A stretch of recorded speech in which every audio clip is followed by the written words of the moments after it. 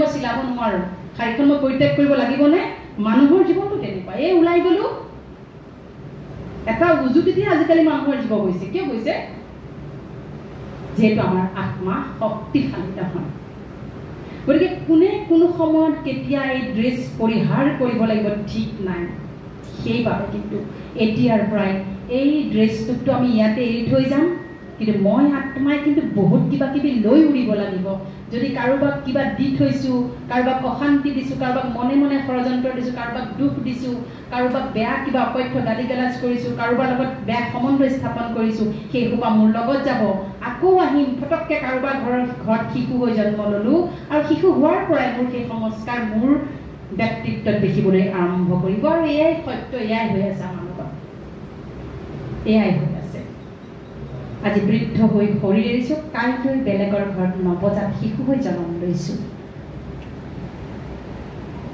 আজি বৃদ্ধ হৈ বহিছো আৰু 5 বছৰৰ পিছত মই নাৰ্চাৰীত এডমিশ্যন লগাইছো এই সত্য আমাৰ আমি অজৰ অমৰ অবিনাশী আমি আত্মা অজৰ অমৰ অবিনাশী এই চুলা সলাম এই শৰীৰ সলাম আকৌ আহিম সেইবাবে মুহটো কিয় কৈছো ক'ত আহিম যাৰ লগত অকণমান থাকি গ'ল attachment আছে এটা মুহৰ কিন্তু এটা মই নেগেটিভ সাইড আছে এটা পজিটিভ আছে এটা মুহ হৈছে ইমানে মুহ কাজিয়াও লাগি থাকিম কিন্তু মুহটো নাথাকে তাৰ পৰা তেনেকুৱা মুহ এটা আছে আৰু এটা মুহ হৈছে যে কি সব এৰিলো কিন্তু মোৰ কিবা এৰিব পৰা নাই আৰু সেই কিবা এটাটো কি এই তেৰিকা মোৰ মানে এই বস্তুটো মানে নাখালে মই থাকিব নোৱাৰো মই সব এৰি দিলো কিবা এটা বস্তু ললে মই ভাত খাব নোৱাৰো হয়তো বা সেইটো নিমখ কোনো হ'ব পাৰে দেই এই সাইডত যে আজিকালি মানুহ নিমখ লৈ খায় সেইটো হ'ব পাৰে জলকীয়া এটাও হ'ব পাৰে কিন্তু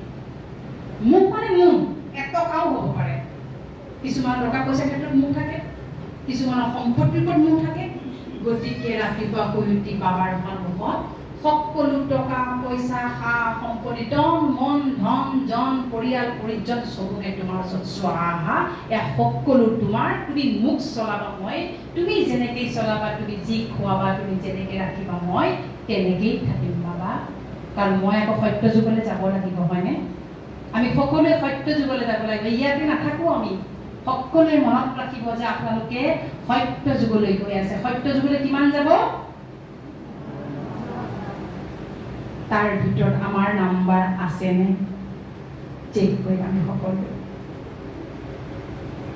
গতিকে এয়া হৈছে সংকল্পৰ যাত্ৰা প্ৰতিটো ছেকেণ্ডত সংকল্প লওক প্ৰতিটো ছেকেণ্ডত সংকল্প নিজেই সৃষ্টি কৰক মই যিখিনি ক'লো আৰু সংকল্প আপোনালোকে ধুনীয়া ধুনীয়া সংকল্প বনাওক আৰু যিসকলে আৰু এটা কাম কৰিব পাৰে আপোনালোকে এইখিনি কথাই কৈছো যিসকল সদায় ক্লাছলৈ আহিছে বা জ্ঞানমূলক শুনিছে যিসকল নতুনকৈ আহিব তেওঁলোকক আপোনালোকৰ মনোভাৱবিলাক শ্বেয়াৰ কৰিব তেওঁলোকে যদি প্ৰব্লেম পাইছে সংকল্পবিলাক আপোনালোকে নিজে লিখি দিব আপুনি যিমান প্ৰেক্টিছ কৰিব এটাটো হৈ গ'ল আপোনাৰ কাৰণে বহুত ভাল হ'ল তেওঁৰো ভাল হৈ গ'ল আৰু তেওঁ যেতিয়া ভাল হ'ব তেওঁৰ আশীৰ্বাদ আপোনালৈ আহিবনে আৰু ভাল হৈ গ'ল এই প্ৰেক্টিছটো কিন্তু ৰাখিব এনেকুৱা নহয় ক্লাছত বহিলো আজি শুনিলো এইফালে গ'ল ৰাতিপুৱা কৰিম অমৃতবেলা কাইলৈ চব মনত থাকিব পৰহিলৈ 70% তাৰপিছত 50% সেই তাৰপিছত ৰুমা বেহেন যে আহিছে কি সংকল্প কৰিছে পাহৰি থাকিল নহয় সেইটো যেন নহয়তো দেই কেতিয়া থাকিব যেতিয়া আমি এজনক শুনোৱাব লাগিব কিন্তু আজিৰ পৰা আপোনালোকে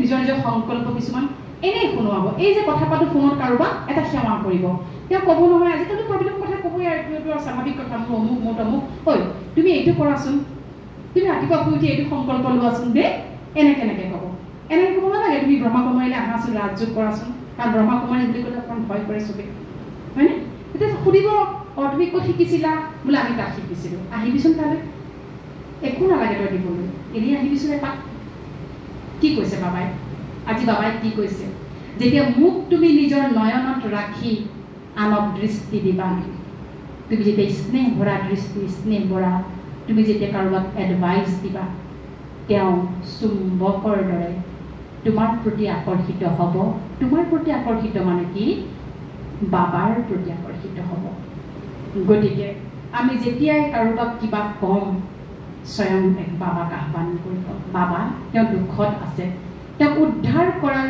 বাবে তুমি মোক উদ্ধাৰ মূৰত বনাইছা গতিকে তেওঁ মই বিচাৰিছোঁ তোমাৰ ঘৰলৈ আহক তেওঁ সকলো যন্ত্ৰণাৰ পৰা মুক্ত হওক, তেওঁ সকলো অশান্তিৰ পৰা মুক্ত হৈ যাওক।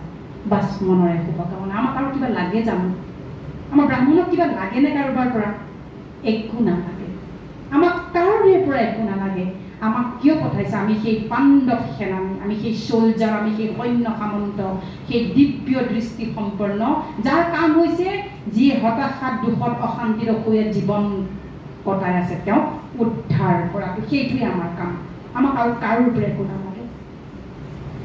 গতিকে এখন ভগৱানে এখন বিশ্ববিদ্যালয় স্থাপনা কৰিছে। এইটো কোনো ধৰ্মীয় মাৰ্গ নহয়, কোনো মন্দিৰ নহয়, কোনো মছজিদ গীৰ্জা নামঘৰ, কোনো ধৰ্মস্থান নহয়, কোনো জাতিৰ বিশেষে ইয়াত কোনো ধৰণে শিক্ষা দিয়া নহয়। জাতি, বৰ্ণ, ভাষা, ধৰ্ম নিৰ্বিশেষে ইয়াত জ্ঞান দিয়া হয়। কাৰণ ঈশ্বৰৰ কোনো জাতি নাই, কোনো ধৰ্ম নাই, কোনো লিংগ নাই, কোনো তেওঁৰ ৰং নাই, তেওঁৰ কোনো একো নাই।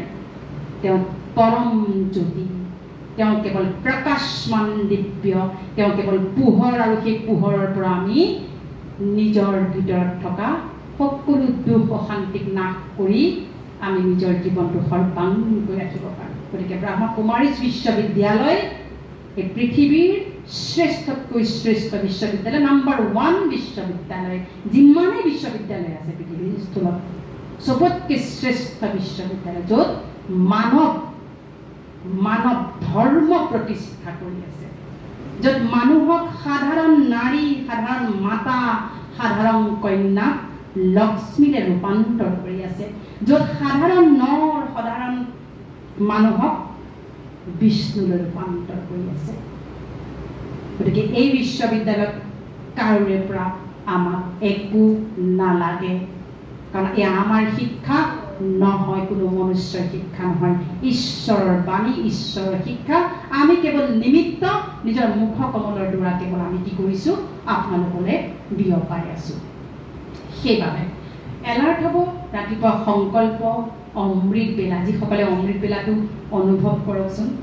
এইটো অনুভৱটো কেতিয়াও কৰা নাই, কিন্তু ৰাস চাব গ'লে, ভাওনা চাব গ'লে আমি ক্ষতি কৰোঁ, কিন্তু কাৰোবাৰ ঘৰত বিয়া সেয়াও ক্ষতি কৰোঁ, নহয় জানো?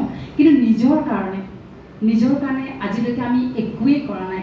প্ৰত্যেকগৰাকী মাতৃয়ে শুই উঠিয়ে সন্তানৰ লালন পালনত ব্যস্ত হৈ যায়, ঘৰৰ কাম কাজ কৰি মেলি আকৌ অফিচলৈ যাব লাগে, বা কৰ্মলৈ যাব লাগে, বা বেলেগলৈ যাব লাগে। সেই কৰ্ম কৰি আহি আকৌ ঘৰৰ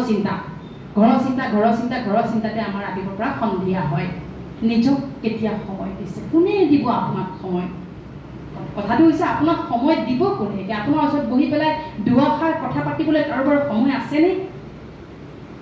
গতিকে বাবাই স্বয়ং ইয়াত বিৰাজমান হৈ বহি আছে আৰু কৈছে, আহা, তোমাৰ মনৰ কথা মোক কোৱা। ইয়াত এনেকুৱা নহয় আপুনি আহি ঘণ্টা ধৰি বহি থাকিব লাগিব বা ৰীতি ৰিৱাজ আছে, নাই। আপুনি 10 মিনিটৰ কাৰণে আহিছে, ভেনজিক ক'ব মই 10 মিনিটৰ কাৰণে আহিছোঁ, 15 মিনিটৰ কাৰণে আহিছোঁ, 20 মিনিটৰ কাৰণে আহিছোঁ। কেতিয়াবা সময় লৈ আহিছে 1 ঘণ্টাও বহক, কিন্তু আহাটো কৰক।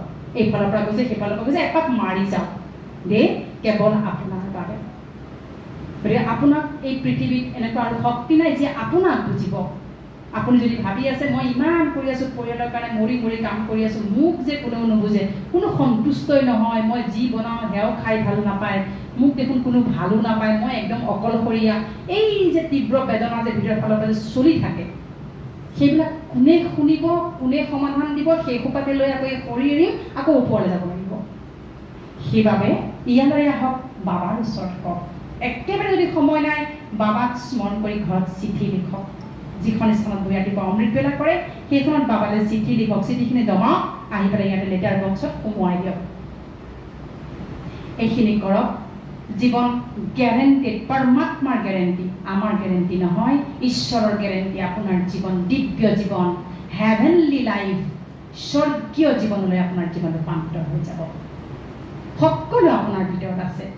আপোনাৰ দৰে সুখ, শান্তি, আনন্দ, সফলতা, মূৰত আত্মা আৰু এই পৃথিৱীত কোনো নাই। আপোনাৰ ভিতৰতে সকলো আছে। আমি আহক জাগ্ৰত কৰোঁ। এতিয়া অকণমান এটা আমি মেডিটেশ্যন কৰিম। সকলো ৰিলেক্স হৈ বহক।